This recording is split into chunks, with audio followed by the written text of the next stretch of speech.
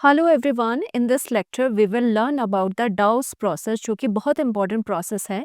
ये एक प्रिपरेशन होती है। इस मेथड से आपको प्रिपेयर होता है phenol. This is very important reaction, and जो आपकी कन्वर्जन होती है उसमें मोस्ट ऑफ द कन्वर्जन्स पे ये रिएक्शन आपको ज़रूर देखने को मिलती है, बिकॉज ये फिनोल बनाती है। एंड फिनोल का बनना और रिएक्शन से इतना ज़्यादा फ्रिक्वेंटली पॉसिबल नहीं होता है जितना कि आप इससे ईजिली बना सकते हो। इससे ये ईजिली डाउस प्रोसेस से आप फिनोल ग्रुप बना सकते हो। This is very important. आपके एनसीईआरटी में डाउस प्रोसेस तो के नाम से ये नहीं गिवन है, ये आपको गिवन है कि आप कैसे बना रहे हो ये from the aromatic, from the haloarenes से बना रहे हो। दैट मीन्स बाय हेलोअरीन के नाम से ये है। मेथड ऑफ प्रिपरेशन अगर आप फिनोल्स की देखोगे उसमें ये किस नेम से है, by the name of haloarene से आप कैसे बनाओगे फिनोल को, ये है। Okay, so now this is the process to produce the phenols in industries. Industries में वेरी बिग जो यील्ड होती है आपकी, बिग अमाउंट में रिक्वायर्ड होता है फिनोल, तो उसके लिए भी ये डाउस प्रोसेस यूज होता है। एक्चुअल में इसमें आपको एरोमेटिक अल्कोहल यानी कि फिनोल बनता है। फिनोल सबको पता है, फिनोल क्या होता है, benzene ring is having the OH group, इसे फिनोल कहते हैं, राइट। और किससे बन रहा है, हेलोअरीन्स। हेलोअरीन्स क्या होता है, बेंजीन के ऊपर कोई भी आपका यहाँ पर हेलोजन प्रेजेंट होता है। दिस कैन बी क्लोरीन भी हो सकता है या फिर आपका ब्रोमीन भी हो सकता है, कुछ भी आपका हेलोजन प्रेजेंट हो सकता है, राइट। सो यहाँ पर हम देखते हैं जो ये डाउस प्रोसेस है, यानी कि preparation of phenol by the haloarenes, जो कि आपके एनसीईआरटी में इस नेम से है, बट डाउस प्रोसेस भी पता होना चाहिए वो होता क्या है।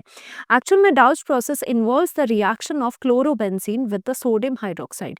पहले ये रिएक्शन करने से पहले हम ये समझेंगे, एक मैं कंसेप्ट आपको बताना चाहती हूँ कि सपोज अगर हम ये कर रहे हैं ना, यहाँ पर सपोज यहाँ पर मेरा क्लोरोबेंजीन है, मुझे इससे इसको कन्वर्ट करना है, यानी कि मुझे इससे प्रिपेयर करना है, यहाँ पर आपका OH लगाना है, राइट।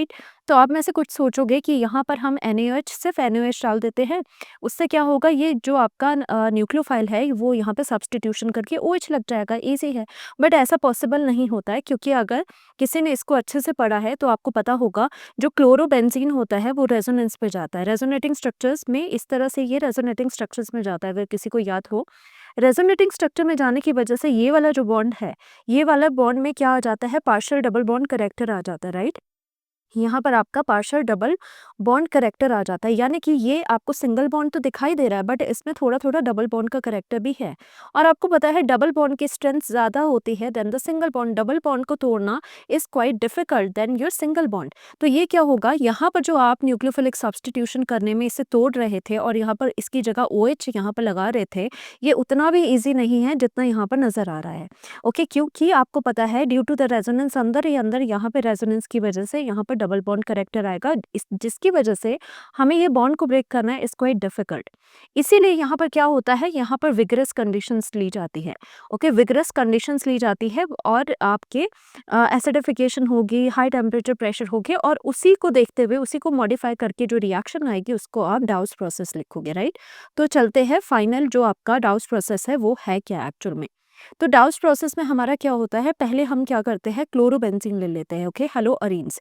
तो यहाँ पे हमने क्या ले लिया, वन ऑफ द क्लोरोबेंजीन, हम यहाँ पे इसे लिख भी लेते हैं, this is your chlorobenzene, chloro benzene. Okay, benzene.